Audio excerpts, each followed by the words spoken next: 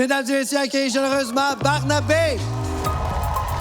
J'ai 38 ans, je viens de Suisse. Ça fait 3 ans que je fais de l'humour. On dit de moi que je suis le plus drôle et le plus merveilleux. Enfin, ma maman en tout cas le dit.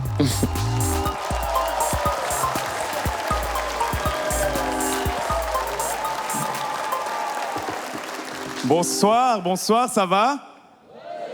Ouh, je suis trop content d'être là. Avant de commencer mon sketch, je vais me présenter parce qu'on me confond souvent avec quelqu'un de connu. Alors non, je ne suis pas Beyoncé. Non, je sais qu'on se ressemble énormément, mais c'est pas moi. Non, Moi, c'est Barnabé, Beyoncé, same but different. Je suis célibataire.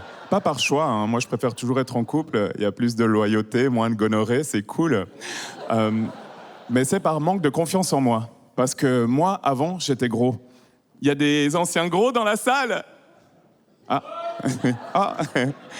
Il y a des nouveaux gros? Ça, il n'y a pas besoin de le dire parce que on voit. Moi, il m'arrive un truc bizarre, c'est que même si j'ai perdu du poids, dans ma tête, je suis toujours gros. Et j'ai gardé mes anciens réflexes de gros. Par exemple, quand je suis en public, je rentre automatiquement le ventre. Je sais pas s'il y a d'autres zinzins qui font ça.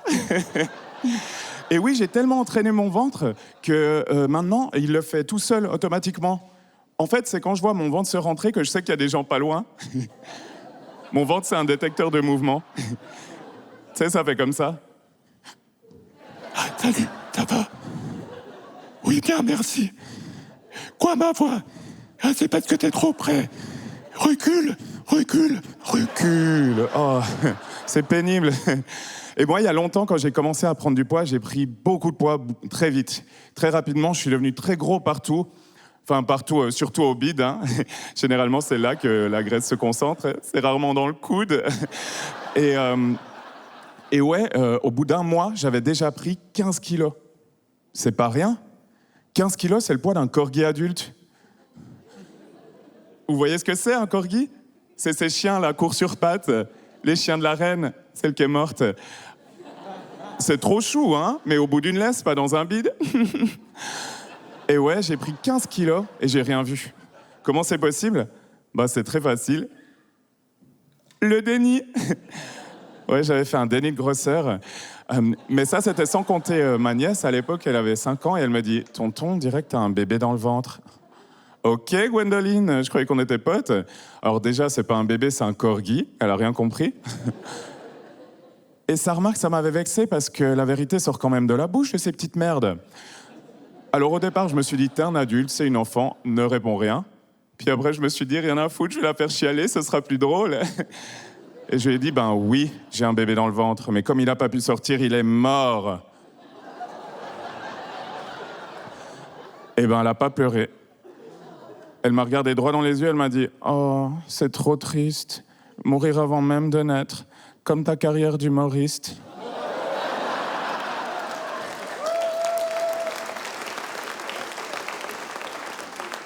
Non, puis en vrai, j'avais pas besoin de cette petite chipie pour savoir que j'avais pris du poids, parce que dans ma salle de bain, j'avais un objet qui me le rappelait tous les jours, et c'était ma baignoire. Oui, c'est grossophobe, une baignoire. Oui, parce que moi, quand je prenais des bains, ce que j'aimais bien faire, c'était me coucher dans la baignoire vide pendant qu'elle se remplit. Je sais pas s'il y a d'autres zinzins qui font ça. Et quand je faisais ça avant ma prise de poids, l'eau recouvrait d'abord mon ventre plat et ensuite mes pectoraux saillants. Après ma prise de poids, cette tendance s'est inversée. Et l'eau ne recouvrait plus qu'une partie de mon ventre seulement, oui, puisque l'eau dépassait de la baignoire, ça faisait une île, c'était très mignon. Mais le pire qui me soit arrivé, c'était un jour, à la fin d'un bain, alors que je voulais enlever le bouchon, je me trouvais dans cette position très flatteuse, et j'ai eu la merveilleuse idée de tourner la tête, et je me suis vu à poil dans le miroir, comme ça. Non, Je ne souhaite cette vision d'horreur à personne. J'étais Beyoncé, mais qui avait mangé Jay-Z. Alors là, il n'y avait plus de déni possible, hein. Il fallait que je fasse quelque chose. Donc effectivement, j'ai changé mon mode de vie. Depuis ce jour, je ne prends plus que des douches. Alors, il faut savoir que ça ne fait pas perdre un seul kilo, mais ça enlève l'envie de mourir.